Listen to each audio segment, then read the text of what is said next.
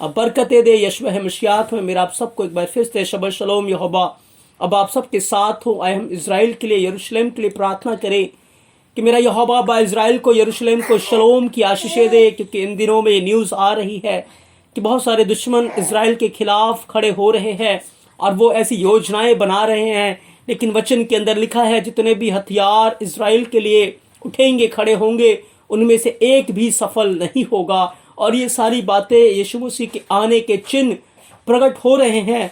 तो हम प्रार्थना करें कि यहोवा अब्बा यशवह मशियाक में इज़राइल को शलोम की आशीषें दे और इज़राइल की जो खोई हुई भेड़ें हैं वो यशवह मशियाक के नाम से बचाई जाएं, उद्धार पाएं। यहोवा आप सबको आशीष दे, आमीन। प्रिय अजीजों, आज एक नए विषय के साथ हम यहोवा अब्बा की हजूरी में हैं और आज का विषय है वो है अनंत जीवन के लिए दौड़। और इस विषय को जब आप सच में अपने जीवन में सही रीति से लेंगे प्रिय अजीजों, तो सच में मैं विश्वास करता हूं कि आप जो अनंत जीवन की दौड़ में हैं उस दौड़ के अंदर आप जरूर यहोवा से मुकुट को हासिल करेंगे। आप यहोवा से जरूर उस इनाम को, उस प्रतिफल को अपने जीवन में हासिल कर पाएंगे। और सच में मेरी ये प्रार्थना है कि हम सब यहोवा की हजूरी में उस विश्राम में प्रवेश करें कि जिस विश्राम को यहोवा ने हमारे लिए तैयार किया है। क्योंकि यीशु मसीह ने कहा कि मैं जा रहा हूं तुम्हारे लिए जगह तैयार करने के लिए, और जब वो तैयार हो जाएगा तो मैं आऊंगा और तुम्हें अपने साथ ले जाऊंगा। जहां मैं रहूंगा वहां तुम भी रहोगे, क्योंकि जहां स्वामी है वहां उसका सेवक भी रहेगा। तो हम धन्यवाद देते हैं प्रिय अजीजों, अनंत जीवन के लिए हमारी दौड़ है और हम सब दौड़ रहे हैं। और क्यों ना हम उस दौड़ को इस रीति से दौड़ें कि हम जीवन का मुकुट पाएं, जीवन का प्रतिफल को हम पाएं प्रिय अजीजों। तो हम वचन की शुरुआत करते हैं यूहन्ना 12 अध्याय उसके 24 से 25 वचन से, जहां पर यीशु मसीह ने इस बात को कहा कि मैं तुमसे सच सच कहता हूं कि जब तक गेहूं का दाना भूमि में पड़कर मर नहीं जाता वह अकेला रहता है। अब बाइबल के अंदर बहुत बार ये पढ़ते हैं प्रिय अजीजों के, लिखा है यीशु मसीह ने कहा मैं तुमसे सच सच कहता हूं, मैं तुमसे सच सच कहता हूं। अगर इसे आप ओरिजिनल ट्रांसलेशन के अंदर, इब्रानी ट्रांसलेशन में देखेंगे या ग्रीक के अंदर इसको देखेंगे, तो यीशु मसीह ने जहां जहां हिंदी ट्रांसलेशन में आया है कि मैं तुमसे सच सच कहता हूं, यीशु मसीह ने कहा आमीन, कि मैं तुमसे कहता हूं कि जब तक गेहूं का दाना भूमि में पड़कर मर नहीं जाता वह अकेला रहता है। जहां सच सच आया है वहां पर इब्रानी भाषा में आमीन यीशु मसीह ने बोला है। प्रार्थना को शुरू करने से पहले भी आमीन है और प्रार्थना को खत्म करने के बाद भी आमीन को बोलते हैं प्रिय अजीजों। आमीन का अर्थ होता है सच, सच भी होता है, और आमीन का अर्थ प्रिय अजीजों जो हमने मांगा है वो पूरा हो, ये भी होता है। और आमीन जो है वो यशवह मशियाक का एक नाम है, उसकी क्वालिटी है, उसका गुण है प्रिय अजीजों। प्रकाशित वाक्य के अंदर हम इसको देखते हैं। तो यीशु मसीह ने कहा कि मैं तुमसे सच सच कहता हूं कि जब तक गेहूं का दाना भूमि में पड़कर मर नहीं जाता वह अकेला रहता है, परंतु जब वह मर जाता है तो बहुत फल लेकर आता है। यीशु मसीह ने अपनी तुलना गेहूं के दाने के से की है प्रिय अजीजों। अब जानते हैं कि जो गेहूं का दाना है वो बीजों में बहुत छोटा है, छोटा बीज है, और यीशु मसीह ने अपने आप को बहुत छोटा किया, बहुत शून्य किया। और यीशु मसीह ने कहा कि जब तक गेहूं का दाना भूमि में पड़कर मर नहीं जाता वो अकेला रहता है, लेकिन जब वो मर जाता है तो बहुत फल लेकर आता है। फिर वो अकेला नहीं रहता, फिर बहुत मात्रा में, बहुत संख्या में वो बहुत ज्यादा हो जाता है। और यीशु मसीह ने अपनी तुलना गेहूं के दाने से की है प्रिय अजीजों। मैं आपको बताना चाहता हूं कि गेहूं के बीज को जमीन के नीचे जाना जरूरी है। मरना बहुत प्रकार से है। याद रखिए, गेहूं के अंदर जब घुन लग जाता है तो घुन गेहूं को खा जाता है, वहां पर भी घुन जो गेहूं है वो मर जाता है।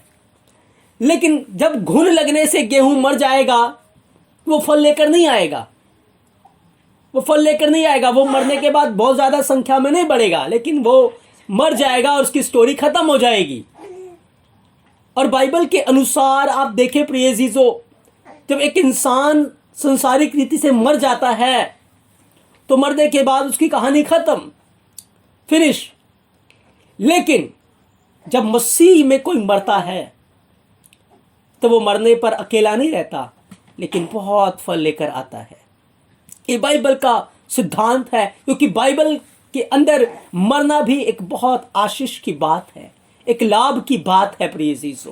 तो यीशु मसीह ने कहा गेहूं का दाना जब तक भूमि में गिरकर, याद रखें घुन के द्वारा नहीं या किसी और चीज के द्वारा नहीं, पर भूमि में गिरकर मर नहीं जाता, वो अकेला रहता है। आज बहुत सारे लोगों को घुन लगे हुए हैं। ये चिंता का घुन है, ये पाप का घुन है, ये घमंड का घुन है, ये अहंकार का घुन है। और बहुत सारे लोगों को ऐसे घुन लगे हुए हैं और घुन उनको खा रहे हैं और वो खाए जा रहे हैं। यीशु मसीह ने कहा था मेरे आने से पहले बहुत सारे लोग जीवन की चिंताओं में सुस्त हो जाएंगे। चिंता का एक घुन उनको ऐसा लगेगा कि वो उनको खा जाएगा। और याद रखें जब घुन के खाने से वो मरेंगे तो कोई प्रतिफल नहीं होगा, कोई इनाम नहीं होगा, कोई भी उनको प्रतिफल नहीं मिलेगा। आज बहुत सारे लोगों को घुन लगा हुआ है। मैं अपने जीवन को चेक करना, कहीं कोई घुन तो नहीं लगा हुआ। बहुत सारे विश्वासियों को मोबाइल का घुन लगा हुआ है, मोबाइल में ही चिपके रहते हैं। बहुत सारे विश्वासियों को फेसबुक का घुन लगा हुआ है। और ऐसी यारी दोस्ती है, ऐसी संगति है जो घुन की तरह उनको खा रही है। बहुत सारे लोगों को घुन लगा हुआ है। लेकिन याद रखें गेहूं के दाने को जमीन के अंदर जाकर मरना है। जब वो जमीन के अंदर जाकर मरेगा तभी वो फल लेकर आएगा।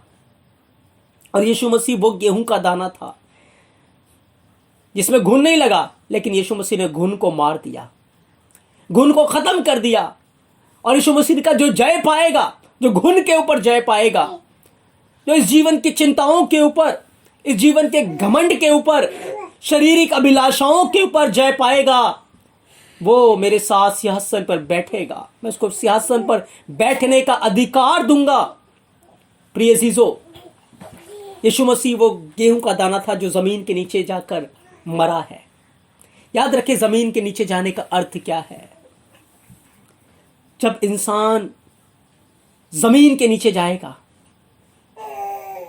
ये एक बहुत ही दीन और नम्र होने को दिखा रहा है। जहां वो जाएगा जमीन के नीचे, वो सड़ेगा, वो गलेगा और उसके अंदर से अंकुरित निकलेंगे। एक नया फसल, एक नई पैदावार उसके अंदर से निकलेगी। जब तक हम मसीह में अपने पुराने जीवन के लिए मर नहीं जाते, हम नए नहीं बन पाएंगे प्रिय यीशु। जब तक हम मसीह में पुराना सुबह खत्म नहीं करते, हमारे अंदर नई बातें कभी नहीं आ पाएंगी। जब तक हम पुराना नहीं छोड़ेंगे, हम नया नहीं हो पाएंगे। यीशु मसीह ने जाकर जब वो मरा है, मरने के बाद वो अकेला नहीं रहा, पर आज हम सब उसके साथ उसके फलों में से हैं प्रिय यीशु। एक और दृष्टांत यीशु मसीह ने कहा कि यदि तुम्हारे अंदर राई के दाने के बराबर विश्वास हो तो इस पहाड़ से कहोगे कि उठ और जाकर समुद्र में चला जा, तो ये तुम्हारी मान लेगा। मैं आपको बताना चाहता हूं, राई का दाना सारे बीजों में से सबसे छोटा बीज है। और जो वो राई का दाना है वो भी यीशु है, मसीह की ओर इशारा करता है, क्योंकि यीशु मसीह ने अपने आप को सबसे छोटा शून्य कर दिया। शून्य जब यीशु मसीह ने कहा एक बीज के समान अपने आप को कर दिया। याद रखिए, अगर वो राई के दाने के बराबर यीशु मसीह, जिसने अपने आप को शून्य किया, छोटा किया, मेमना बन गया, वो हमारे अंदर है, तो फिर चाहे कैसे भी पहाड़ हमारे आगे क्यों ना खड़े हो, चाहे कैसी भी समस्या हमारे आगे क्यों ना खड़ी हो, हम ईमान से, विश्वास से उनको हटा सकते हैं। वो उनको जब हम ईमान के द्वारा विश्वास से उनको बोलेंगे, यीशु मसीह का वो तुम्हारी मान लेंगे। क्यों? क्योंकि तुम्हारे अंदर वो नम्र यीशु मसीह है, वो दीन यीशु मसीह है, वो यहोवा का बेटा यीशु है मसीह तुम्हारे अंदर है। याद रखें, हमें भी यीशु मसीह की तरह छोटा बनना है। तो यीशु मसीह ने कहा गेहूं का दाना जब तक भूमि में गिरकर मर नहीं जाता, वो अकेला रहता है, लेकिन जब वो मर जाता है तो वो बहुत फल लेकर आता है। फिर आगे यीशु मसीह ने कहा, जो कोई अपने प्राण को प्रिय जानता है वैसे खो देता है, परंतु जो इस जगत में अपने प्राण को अप्रिय जानता है वह अनंत जीवन के लिए उसकी रक्षा करता है। याद रखें, गेहूं के दाने ने, राई के दाने ने अपने प्राणों को प्रिय नहीं जाना, लेकिन वो जमीन के नीचे गया है। प्रिय यीशु, वो शून्य हो गया। लेकिन आज के संसार के अंदर बहुत सारे लोग, उसी कलीसिया इस वक्त, उनके काम, उनके जीवन, उनकी बातें, उनका ध्यान आत्मिकता में ना होकर फिजिकल रीति से, संसारिक रीति से अपने प्राणों को बचाने में वो लगे हुए हैं। अपने प्राणों को बचाने के लिए वो लगे हुए, अपने शरीर को हर एक अच्छे सुख सुविधा देने के लिए वो लगे हुए हैं। यीशु मसीह ने कहा, जो अपने प्राण को प्रिय जानता है वो उसको खो देगा, लेकिन जो मेरे कारण अपने प्राणों को अप्रिय जानता है वही अनंत जीवन के लिए उसकी रक्षा करेगा। हम अपने प्राणों को क्या प्रिय जानते हैं या अप्रिय जानते? क्या हम गेहूं के दाने के समान जमीन के नीचे मरने के लिए तैयार हैं? अगर तैयार हैं तो फिर हम फल लेकर आएंगे। याद रखें, जब स्तिफनुस को पत्थरों किया जा रहा था, उसने इनकार नहीं किया, लेकिन वो तैयार था मरने के लिए, जमीन के नीचे जाने के लिए, कब्र में जाने के लिए, जमीन के नीचे जाने के लिए। ही वॉज रेडी, वो तैयार था। और वो तैयार था, और जब वो मरा, अकेला नहीं रहा। उसकी लहू की बूंदें जहां गिरी है, वहां से कलीसिया बहुत ही असंख्य मात्रा में बढ़ी है। प्रिय यीशु, याद रखें, हम जब इस दुनिया के अंदर मरते हैं, आत्मिक रीति से भी और शारीरिक रीति से भी, प्रिय यीशु, आत्मिक रीति से तब मरते हैं जब हम अपने पुराने जीवन को छोड़ देते हैं, गुनाह की जिंदगी को छोड़ देते हैं, पाप की जिंदगी को छोड़ देते हैं। हम पुराने जीवन के लिए मर जाते हैं और फिर यीशु मसीह के साथ फॉलो करते, एक नया सुबह, एक नई बात, एक नया जीवन। और फिर हमारे बदले हुए जीवन को देखकर बहुत सा फल हमारे जीवन के द्वारा आता है। प्रेम का फल, आनंद का फल, शांति का फल, धीरज, कृपा, भलाई, नम्रता, संयम, विश्वास, ये सारे फल हमारे जीवन में आते हैं। और बहुत सारे लोग हमारे जीवन के द्वारा यीशु मसीह के पास आ जाते हैं। और याद रखें, जब हम फिजिकल इस दुनिया में सो जाते हैं, जमीन के नीचे जाएंगे, तो फिर जब हम अपनी आंखें खोलेंगे, हम अकेले नहीं होंगे। हम स्वर्गदूतों के साथ यहोवा की महिमा में, उसके जलाल में, अपने प्रिय भाई बहनों के साथ उसकी महिमा में होंगे। प्रिय यीशु, दोनों ही तरीके से मसीह में मरना लाभ है। और अगर हमें अनंत जीवन की दौड़ में जीवन का मुकुट चाहिए तो फिर तो हमें मरना ही पड़ेगा। गुनाह के लिए भी मरना पड़ेगा, पाप के लिए भी मरना पड़ेगा, और अपनी दौड़ को दौड़कर मसीह में सोना है हमें। तब हमारे लिए लाभ है, हमारे लिए फायदा। लेकिन जो कोई अपने प्राण को बचाने में लगा हुआ है, अपने घमंड को बचाने में लगा, अपने ईगो को बचाने में लगा हुआ, अपने एटीट्यूड में, अपने सारी चीजों में बना हुआ है, वो याद रखिए, वो अनंत जीवन के मुकुट को खो देगा। क्योंकि हमें प्रिय अजीजों, अपने आत्मिकता के जीवन के ऊपर ज्यादा से ज्यादा मेहनत करनी है, ना कि अपने शारीरिक लाइफ के ऊपर, शारीरिक जीवन के ऊपर हमें मेहनत करनी है। क्योंकि समय बहुत निकट आ चुका है, जब बहुत जल्द सब बातों का अंत होने वाला है। और यीशु मसीह ने लूका 9:23-25 वचन में कहा कि जो कोई मेरे पीछे आना चाहे, अपने आप का इनकार करे और प्रतिदिन अपना क्रूस उठाए और मेरे पीछे हो ले। जो अपना प्राण बचाना चाहेगा उसे खो देगा, और जो कोई मेरे लिए अपना प्राण खोएगा वही उसे पा लेगा। प्रिय यीशु, यदि मनुष्य सारे संसार को प्राप्त करे और अपने प्राण का दुख उठाए तो उसे क्या लाभ होगा? प्रिय यीशु, आज हमारी दौड़ कहाँ है? संसारिक चीजों को प्राप्त करने के लिए या आत्मिक चीजों को प्राप्त करने के लिए हमारी दौड़ कहाँ है? हमें अपने आप को जांचते और परखते रहना है, क्योंकि समय बहुत ही ज्यादा निकट आ चुका है। प्रिय यीशु, और हम नहीं जानते कि किस घड़ी, किस क्षण हमें मसीह के लिए मरना पड़े या रैप्चर हो जाए। पर हमें समय और असमय, बाइबल बयान करती है, तैयार रहना है। अंत जीवन की दौड़ में हम हैं और हम अपने प्राणों को प्रिय ना जाने लेकिन मसीह की दौड़ को, यीशु मसीह को प्रिय जाने, तब हम अनंत जीवन के मुकुट को पाएंगे। एक उदाहरण मैं आपको देना चाहता हूं, उस उदाहरण के द्वारा आप बहुत जल्दी इन बातों को समझेंगे जो अब अंत के दिनों में होने जा रहा है। जब आप रूत की किताब को पढ़ेंगे, एक अध्याय को, उसके अंदर हमें रूत की फैमिली मिलती है और यरूशलेम के अंदर उस समय अकाल पड़ गया, रोटी की कमी, और यरूशलेम जो है उसके पास एक बैतलहम है और बैतलहम गांव के अंदर वो परिवार रहता था और बैतलहम का अर्थ है रोटी का घर। और उस घर के अंदर कुछ समय के लिखा है अकाल पड़ गया और उस अकाल से बचने के लिए, अपने प्राणों को बचाने के लिए नाओमी का परिवार जो है वो मोआब देश की ओर चला गया। यहोवा के घर को छोड़कर, यहोवा की हजूरी को छोड़कर वो मोआब के अंदर जो गुनाह का शहर है, पाप का शहर है, वहां चला गया प्रिय यीशु अपने प्राणों को बचाने के लिए। लेकिन क्या हुआ, जब वो वहां पर चले गए तो नाओमी का पति मर गया, दोनों बेटों की शादी कर दी और दोनों बेटे भी मर गए। वो गए तो थे प्राणों को बचाने के लिए, लेकिन प्राणों को उन्होंने खो दिया। लेकिन जो लोग बैतलहम के अंदर थे, दिखने में लग रहा था कि वहां पर अकाल है, लेकिन वास्तव में वहां अकाल नहीं था। वास्तव में वहां अकाल नहीं था, क्योंकि यहोवा जिस नगर का एलोहिम है, यहोवा जिस नगर को चलाता है, जिन लोगों की अगुवाई यहोवा करता है, वो कैसे भूखे रह सकते हैं, वो कैसे प्यासे रह सकते हैं। लेकिन कुछ लोग भागे और वो अपने प्राणों को बचाने के लिए भागे, लेकिन क्या हुआ, उन्होंने अपने प्राणों की हानि उठाई, अपने प्राणों को खो दिया। प्रिय यीशु,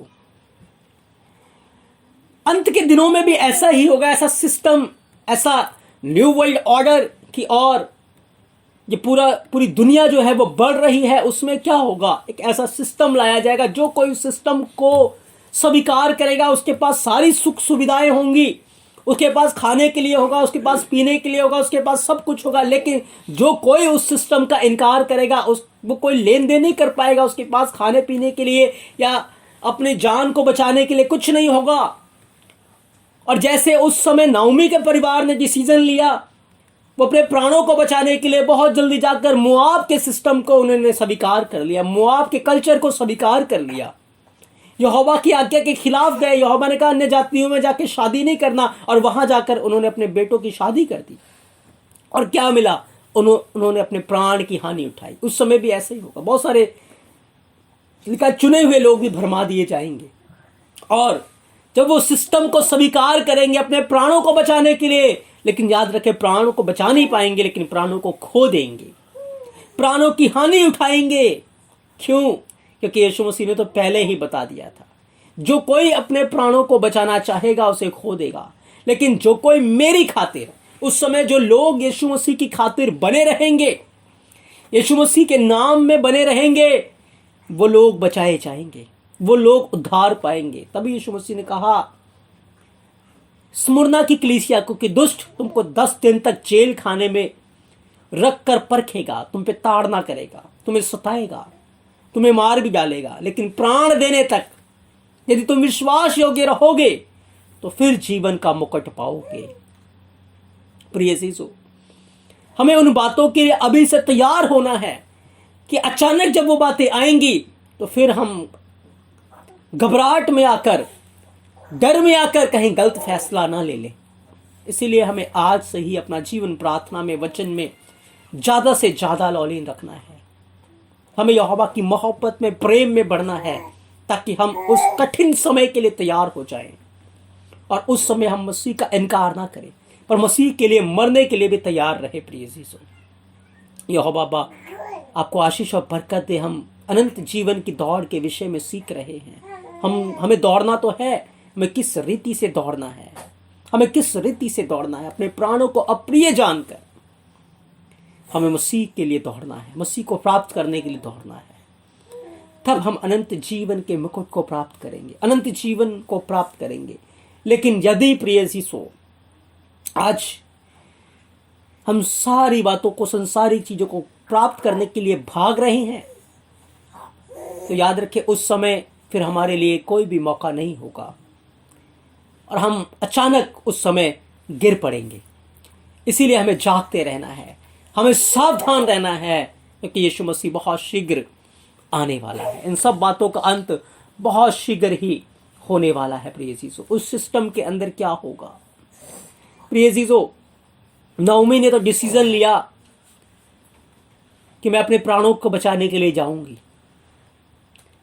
लेकिन दूसरी तरफ क्या हुआ? जब नाओमी को अकल आई, नाओमी को बुद्धि आई, समझ आई कि मैंने बैतलहम को छोड़कर बड़ी गलती करी है, तो उसने वापस जाने का फैसला लिया। और उस समय रूत बोली कि मैं भी तेरे साथ चलूंगी। रूत का परिवार, रूत का सब कुछ मोआब के अंदर है, लेकिन उसने बैतलहम यहोवा के घर में जाने का फैसला किया और उसने कहा कि जहां तू मरेगी वहां मैं भी मरूंगी, तेरे लोग मेरे लोग होंगे, तेरा एलोहिम यहोवा मेरा एलोहिम यहोवा होगा।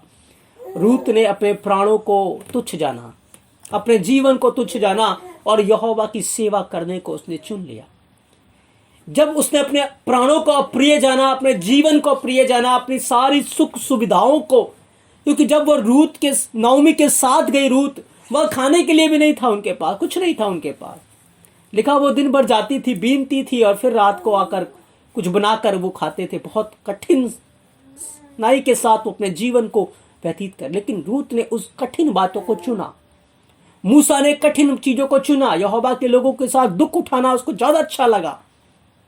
पर क्या हुआ? उन्होंने अपने प्राणों को बचा लिया, उन्होंने अपने प्राणों की अनंत जीवन के लिए रक्षा की। प्रिय जीसो, हम कहां पर हैं? हमें अपने जीवन के ऊपर गौर करना है, हमें अपने जीवन को जांचना है, परखना है। रूत ने जो जब सब कुछ अप्रिय जाना, यहोवा ने उसको आशीषों से, बरकतों से मालामाल किया और वो यहोवा के राज्य में है, यहोवा की हजूरी में है आज। लेकिन यदि अगर वो अपने प्राणों को प्रिय जानकर लौट जाती तो वो यहोवा से दूर हो जाती। प्रिय जीसो, हमारे पास उदाहरण है बाइबल के अंदर, हमारे पास इतिहास है, क्योंकि इतिहास दोहराया जाएगा, इतिहास की घटनाएं होंगी। आज उन बातों को देखकर हम अपने जीवन में फैसला ले सकते हैं, बदल सकते हैं।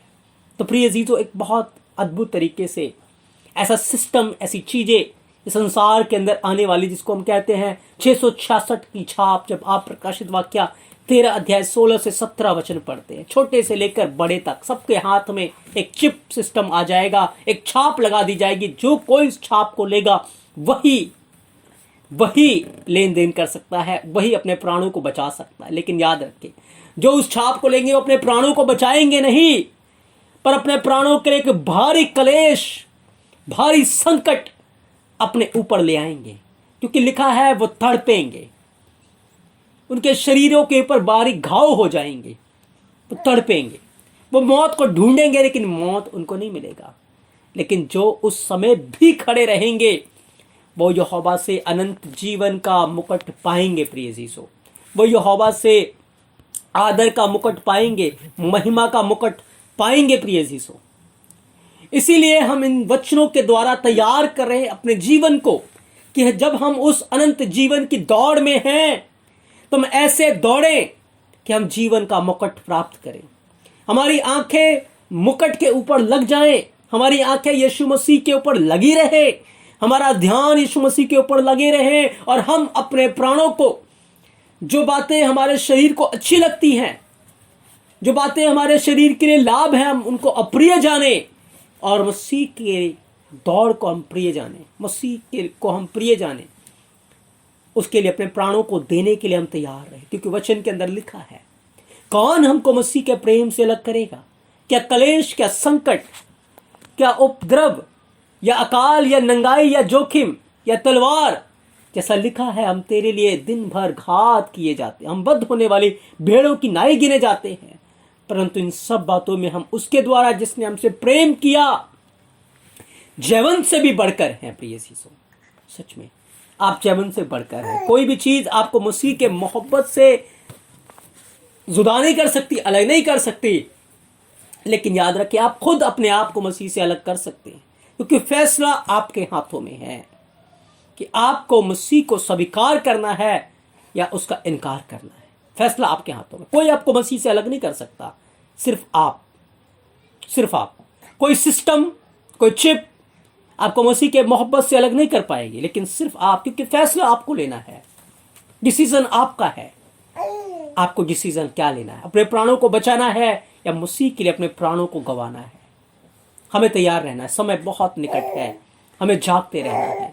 यीशु मसीह शीघ्र आने वाले हैं अपने लोगों को लेने के लिए, अपने कलीसिया को लेने के लिए, अपने दुल्हन को लेने के लिए। जो दुल्हन यीशु मसीह के खून से धुली हुई है, तैयार है प्रिय अजीजों। आज के विषय में हमने सीखा, हमें अनंत जीवन की दौड़ में हम दौड़ रहे हैं और उसको हमें यहोवा के भय में होकर दौड़ना है। अपने प्राणों को अप्रिय जानते हुए अपने प्राणों के लिए मेहनत ना करें, पर यहोवा के वचन के लिए, यहोवा की आज्ञाओं में बने रहें। हम अनंत जीवन की दौड़ के लिए दौड़े ताकि जीवन का मुकुट पाए। यहोवा बाप को बहुत सारी आशीषें और बरकतें दे प्रिय अजीजों। आप सबको शबद शलोम, आमीन।